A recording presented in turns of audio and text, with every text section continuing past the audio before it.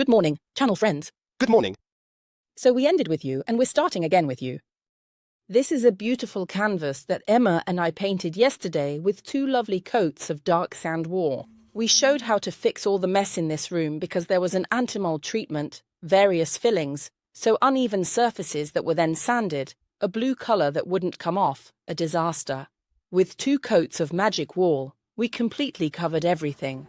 So now you have a beautiful canvas, pure, clean, and ready. It's your turn. You must finish today. Tonight you're with me in Castellamonte for the live 2. Yes. Take care. What will you show us tonight? Tonight's a surprise. Can we make it a surprise? It's flowers, he told me. It's flowers. So today you'll see something very modern. We've been inspired to refresh this little room and make it much more modern. Perfect for a boy or a girl. And tonight you'll see it with a completely different project because he is very versatile. Even when you teach courses, you teach many different decoration techniques, which can be more modern, bolder, or even more classic and soft. And you don't just do skulls. Each of us has a preference. For example, I love country chic. I adore it. For me, everything could be sanded down to a country style, even very washed out, very ruined. But you, on the other hand, have a different inspiration. I like dark, but recently I painted olive trees. I painted landscapes.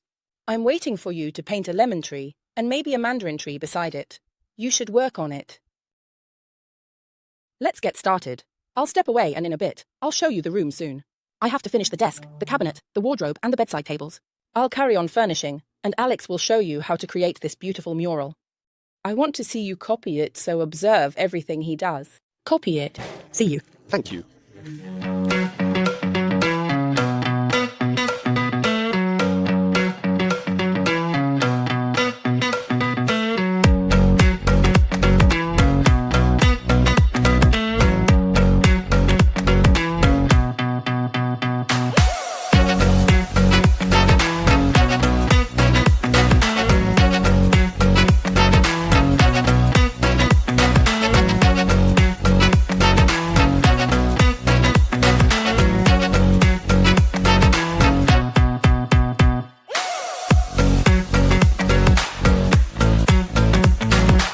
Today, we're going to create a very graphic wall, so follow all the steps, and it will definitely turn out amazing.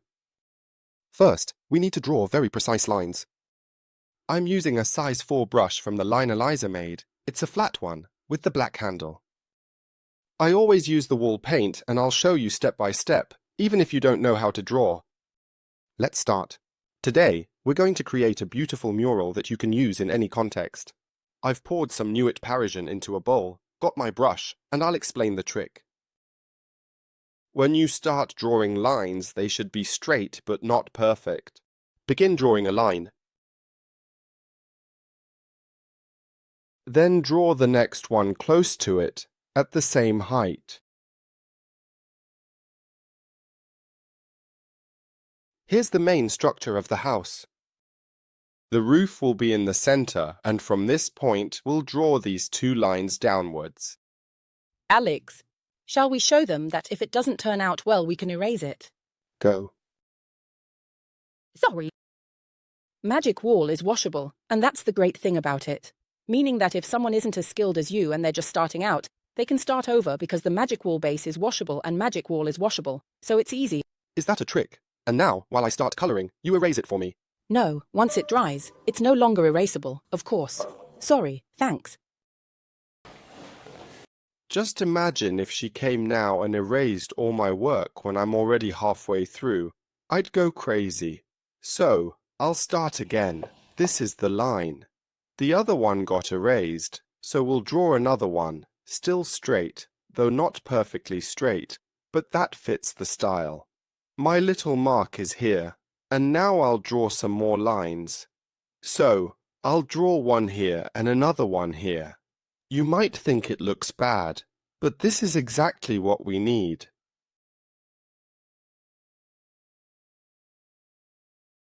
It should look like calligraphy. Now I'll keep going before she comes again to erase everything. When you draw a line, the brush should be loaded with paint, not dry, because if the brush is dry, the line will be like this, just to make a mark. When I draw the final line, the brush must be loaded with paint. I need to spread the color slowly, carefully. The skin should glide against the wall. Your hands need to be clean and the brush loaded. Here, which is not that noticeable, I will go over it with some more color.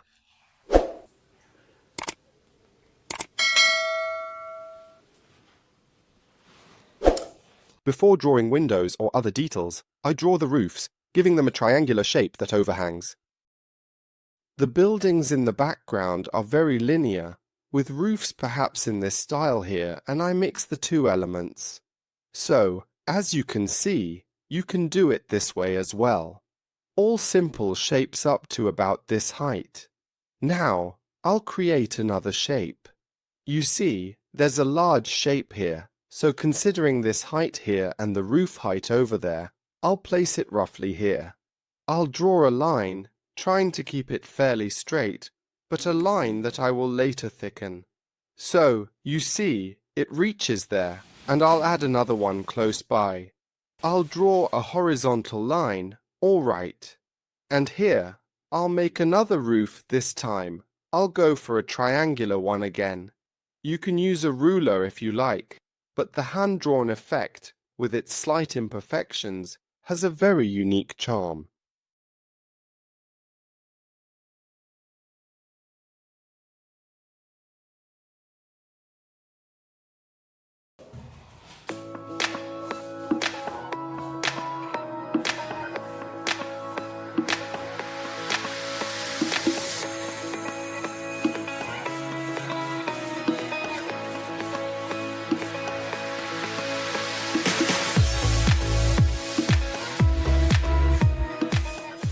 When drawing these lines, make sure not to make them too thin. They have to be seen from afar. They look big, but from afar they must look like a line. So, my advice is to try it, then step back and see if you like the effect.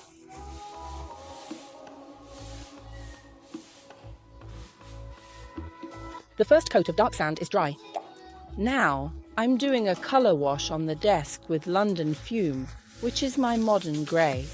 I only need a little colour mixed with a spoonful of water, and I need to keep an old, damp microfiber cloth nearby. I apply this wash very unevenly, making sure to go deep into the design rather than just staying on the surface. This technique gives me a really beautiful result. It will almost look like semi-concrete.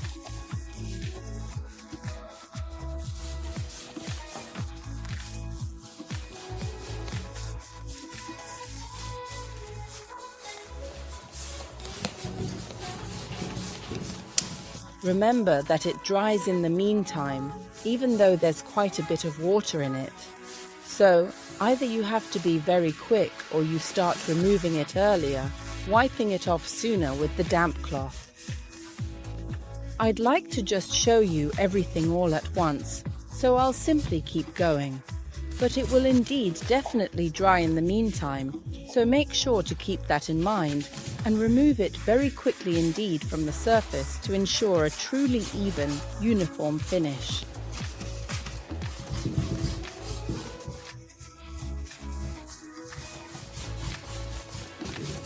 I'm almost done. If you notice that the first part is just a little bit dry, make sure to add a tiny drop of colour moistened with water before you start removing it. This will make it slightly softer and easier to lighten. We'll now work on the surface with our cloth. Remember, always make sure to have a second, drier cloth, such as a microfiber one, to also assist you in this process. The damp cloth removes the excess, while the dry one is used for finishing touches. It helps to stabilize the tone.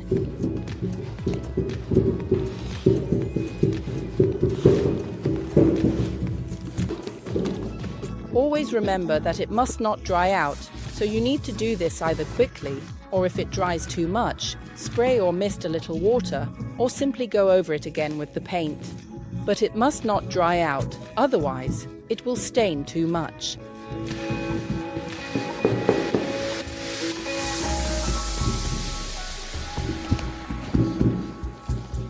On this desk, which will be used by students for studying or doing homework, I will apply 2 coats of protective paint. I want it to be extremely durable, and I'm taking advantage of the fact that it's a nice industrial-style table with iron legs. Look, we see some spots are a bit rusty, but that's fine with us, absolutely fine. What do? We go over it with an abrasive sponge to slightly reduce the existing rust. I'll remove the dust and leave them like this since I'll apply the protective paint on the legs as well. They perfectly match the industrial style, so something that would have been a problem for most people works in our favor. It's true industrial style. What do we do with the top? We use an abrasive sponge again, this time a 120 grit, which is slightly finer than the usual 100. I'll lightly go over the surface so that in some areas the white tone of the textured paste comes through, along with very delicate traces. As you sand, you'll notice different levels of antiquing emerging. And we don't want to make it too antiqued either. Just a little, because the cement effect still needs to remain. I go over the entire surface. Look. Now that I wipe it with a cloth, you'll see that the base tone has subtly come through. We've also brought out a bit of the stencil while maintaining the texture and the cement effect. I use the diluted satin protective coating with a medium pile roller. Why? Because it releases a good percentage of protective paint. Even though I will apply 2 coats, it will still release a significant amount, precisely because I want it to be well protected. Remember, these new rollers are amazing. The short pile roller doesn't release too much product, but it also doesn't leave marks. It's very important to remember that you shouldn't drag it because it self-levels and makes the surface perfectly velvety. The medium pile roller creates this effect, rich and full coverage. And remember, don't drag it. Look, it should just glide over the surface like a gentle touch. When the roller starts running out of product, stop, just reload it. This way, it fulfills its main purpose. It self-levels and doesn't leave marks. On the other hand, the long pile roller is perfect because, with just 1 coat, it provides 100% protection, releases even more product, leaves an even more velvety finish, and requires very little effort.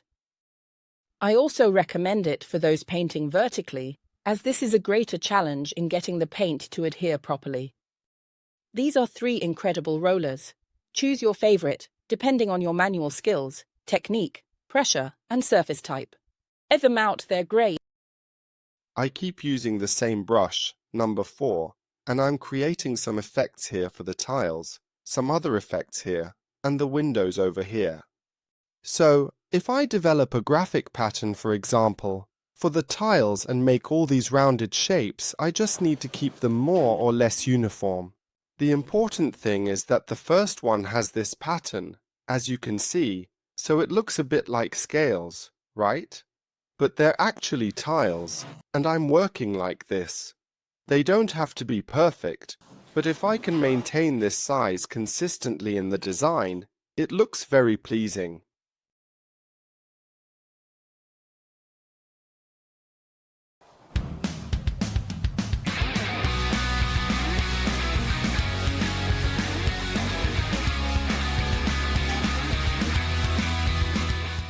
For the upper part of the roof, in this case, I just draw simple horizontal lines, and that's it.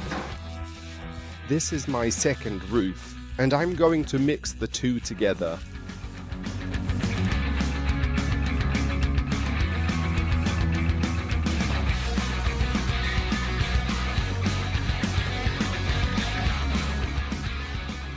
For the windows, in the smaller sections, we'll place a window in the center, maybe 1 or 2.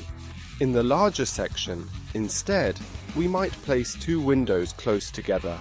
So here, I might decide to draw these windows, which are round, and then finish off in this way. I try to place it in the center and also position the other one below, close to the same spot, just shifted slightly down here. It doesn't have to be perfect, and there's also a third one. I'm quite satisfied now. I simply divide my window and draw 3 lines. That's it. This is all I need graphically to create these 3 windows. What do I do next? I define the edges.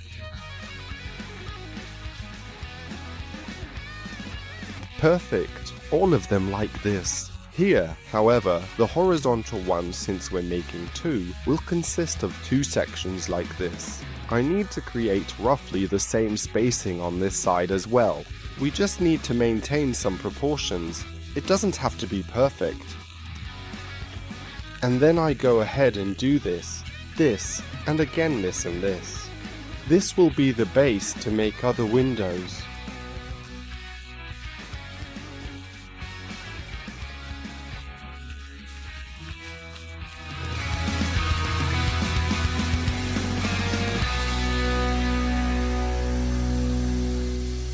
Let's make these 2 small cabinets, which are made of a different wood from the bedroom, with dark sand, because I don't want to introduce yet another wood tone in this room. So, with dark sand, matching the door and wall, we create a unified look. I use the roller because I will be much faster, and Emma uses the brush to do the corners.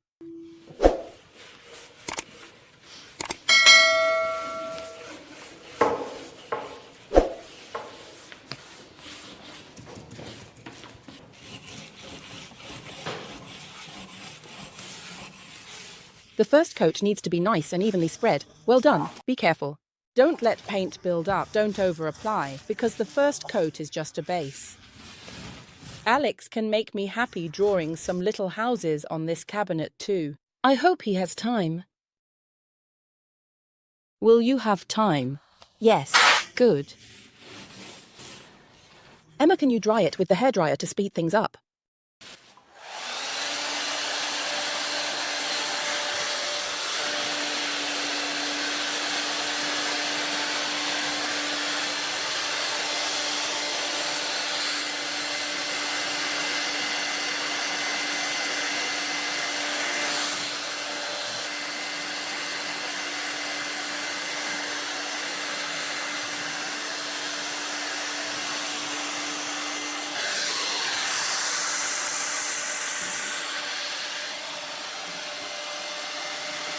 We've finished the lines, now we're starting this small colouring phase with yellow and royal green using Profumo Deorient and royal green magic wall. And a helper is helping me fill in all the parts. So, we're filling in some areas with colour from time to time, keeping it fairly imprecise because that's the style we like.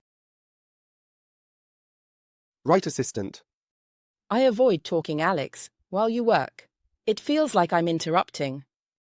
But since I have to talk anyway, can I use a smaller brush to do finer details? Or should I keep using this brush? I'd prefer this one, for a reason. Because the brush has a stroke. And by using a big brush, you're providing the stroke I need. Ah, that's why. Okay, then I'll carry on. And you're doing a great job. Let's say I'm good at drawing like a child. No, you've passed. You've passed.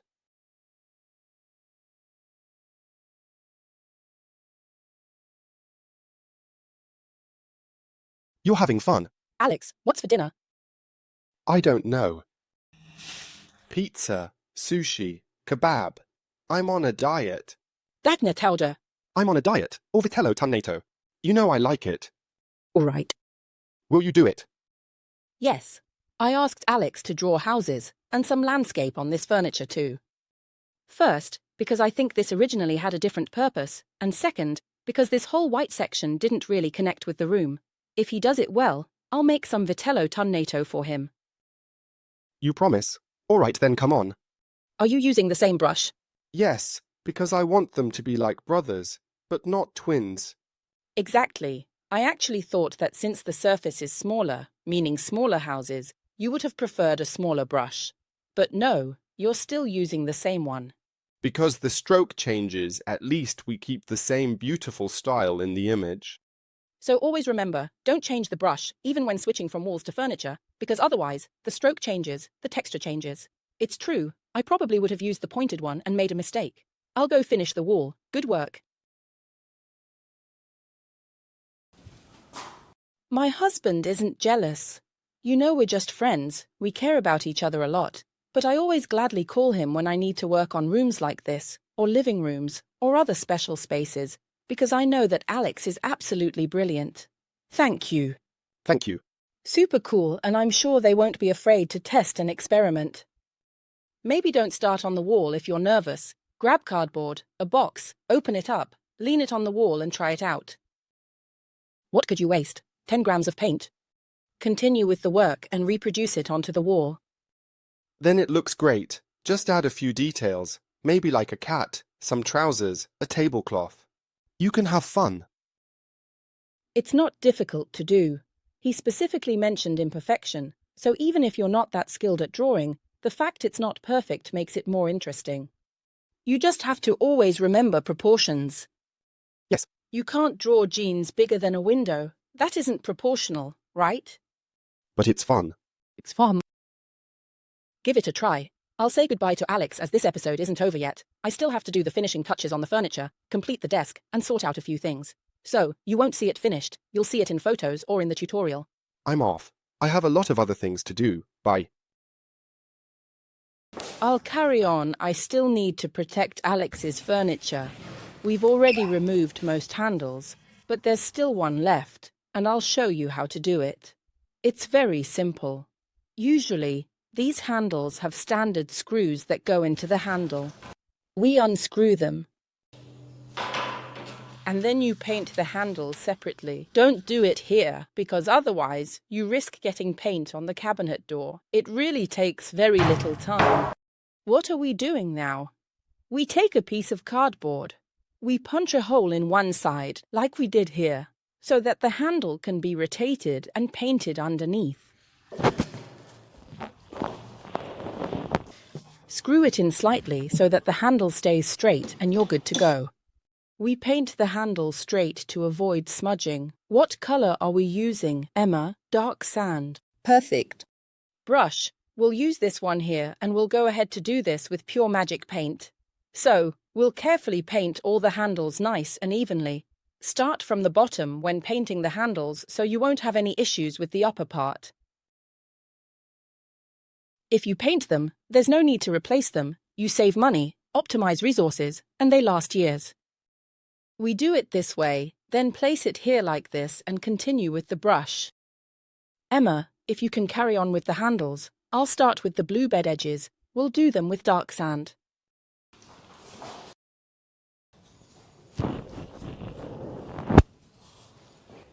We've painted the handles. They're turning out great, and I'm doing the same work on the headboard and footboard. Why? Because I want to remove this blue I dislike and make it look more natural. By applying the dark sand on the handles, painting this bar, and colouring the initial and final parts of the bed, everything will blend together nicely. I always use the oval 30 brush to get a bit more into the crevices, and then I switch to the roller because it helps me achieve incredible coverage. So, with my 30 brush, I do this work here. I've already placed a piece of cardboard underneath to avoid making a mess. I make sure to get into the crevices properly here as well, and then with the roller, look how easy it is. I've chosen a medium pile roller, just watch. 2 coats of colour, 1 coat of protective paint, and it will be perfect for many years.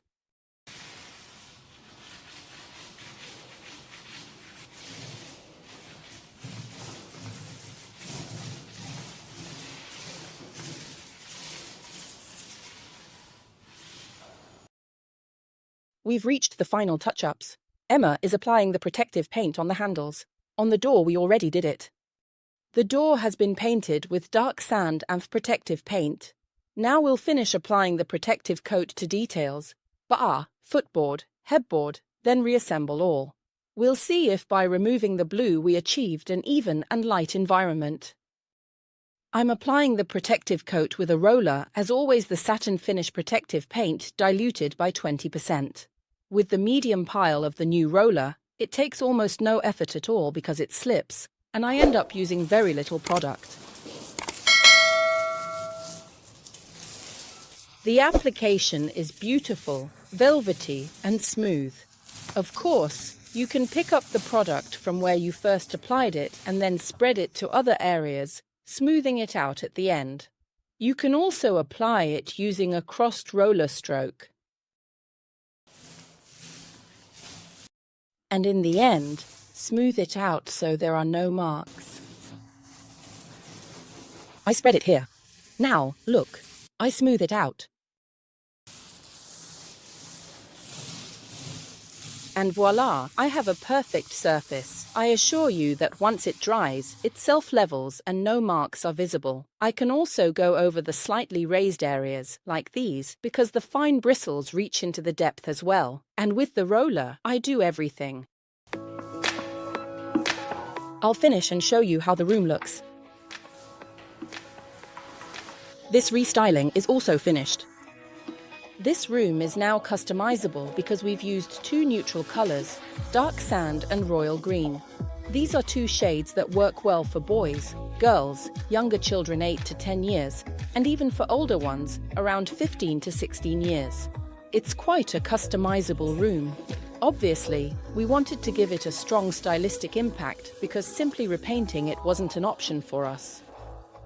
But now it's beautiful, light, and the furniture is neutral. So we got rid of that blue because we didn't like it.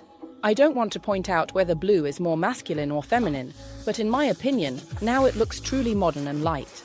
We also repainted the headboard and the footboard because it was really damaged, so after patching it up, we had to repaint it.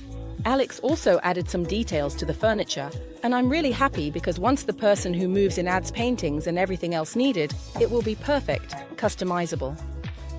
Details? Anything you'd like to say? Any difficulties noticed? The advice we can give to those at home is to paint in a dry environment and allow the proper drying times. Exactly, because we had to work very quickly and sped up a lot using a hairdryer or heaters. If you're painting in January or February, that's fine, but keep the heating on. First coat on day 1, second coat next day. That way, it works well. Especially when you have a strong motivation like ours to hurry when Alex was arriving, but you had a wall that was bicolor, that had been patched, partly blue, partly white, a mess. If we had had 2 full days to do the walls, it would have been perfect. So, no rush and trust what we're telling you because Magic Wall sticks to everything. It works fine without a primer even if you have freshly skimmed walls or plasterboard walls that have been skimmed and patched, no primer needed. Shall we say goodbye? See you in the next restyling. But remember, Magic Paint and Magic Wall are not available on Amazon. They can only be found on the official Italian retailer's website, which is www.elisiahome.com. However, if you prefer to buy from a physical store, you can visit magicpaint.it, where you'll find excellent retailers listed by region. Look for the one closest to you or simply the one you like the most, the friendliest one. Goodbye.